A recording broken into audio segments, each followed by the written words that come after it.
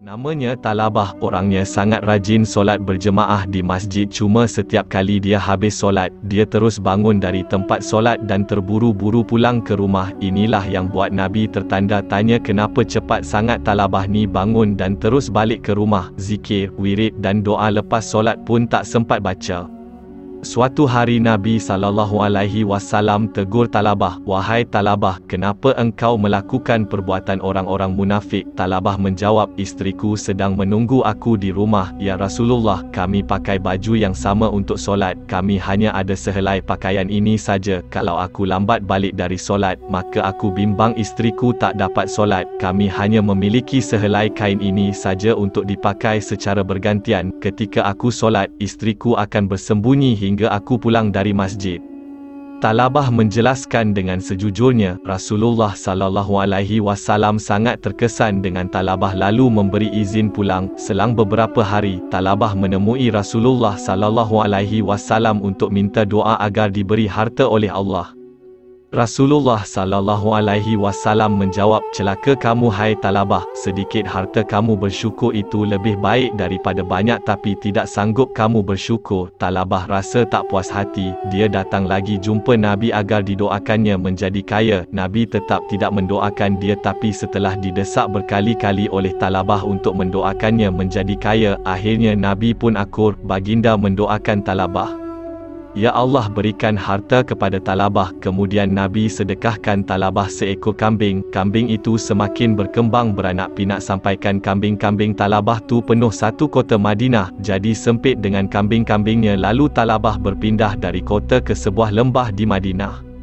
Hari demi hari kambing terus bertambah bagaikan ulat sehingga Talabah hanya solat Zuhur dan Asar yang sempat berjemaah dengan Rasulullah SAW, sedangkan solat yang lain dilakukan di tempat gembalaan. Kambingnya terus menjadi bertambah banyak. Suatu hari Rasulullah SAW menyebut-nyebut nama Talabah. "Kemana Talabah dan apa yang dilakukan sekarang?" Para sahabat menjawab, "Wahai Rasulullah, Talabah sekarang sedang sibuk dengan kambingnya."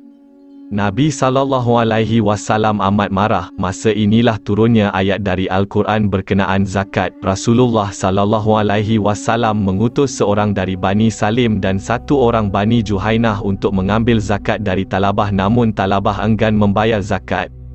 Ya Allah, Surah At-Taubat ayat 75, "Dan di antara mereka orang munafik ada orang yang telah berjanji kepada Allah, sesungguhnya jika Allah memberikan sebahagian dari kurnia-Nya kepada kami, nescaya kami akan bersedekah dan nescaya kami termasuk orang-orang yang soleh."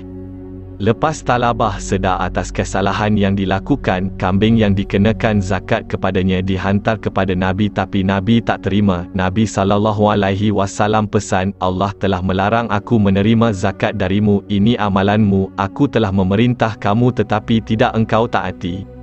Setelah Baginda SAW wafat, Talabah membawa kambingnya kepada Abu Bakar As-Siddiq, tapi Abu Bakar juga tidak menerima zakatnya itu. Kemudian Talabah dibawa kepada Sayyidina Umar Al-Khattab, beliau juga tidak menerima. Akhirnya pada masa Khalifah Sayyidina Utsman, Talabah meninggal dalam keadaan su'ul khotimah, meninggal dunia dalam kematian yang tidak baik. Na'udzubillah, manusia terkadang ditimpa nasib pedih yang tidak disenangi oleh dirinya sendiri, lalu mungkin dia tidak sabar, atau ditimpa kesedihan lalu dia menyangka nasib itu adalah pukulan yang boleh menghancurkan harapan dan hidupnya, tetapi ternyata itu adalah dengan takdir bahawa manusia mendapat nikmat dari arah yang tidak diketahuinya. Dan sebaliknya adalah benar. Berapa ramai orang yang berusaha untuk sesuatu yang kelihatan baik, berjuang bermati-matian untuk mendapatkannya. Jika kamu renungkan kedua-dua ayat yang mulia ini, iaitu ayat pertama dan kedua, kamu akan dapati bahawa ayat pertama yang membicarakan tentang kewajipan jihad, membicarakan tentang sakit fizikal dan badan yang boleh menimpa mereka yang berusaha di jalan. Boleh jadi kamu membenci sesuatu padahal ia amat baik bagimu, dan boleh jadi pula kamu menyukai sesuatu padahal ia amat buruk bagimu. Allah tahu, kamu tidak tahu. Surah Al-Baqarah 216.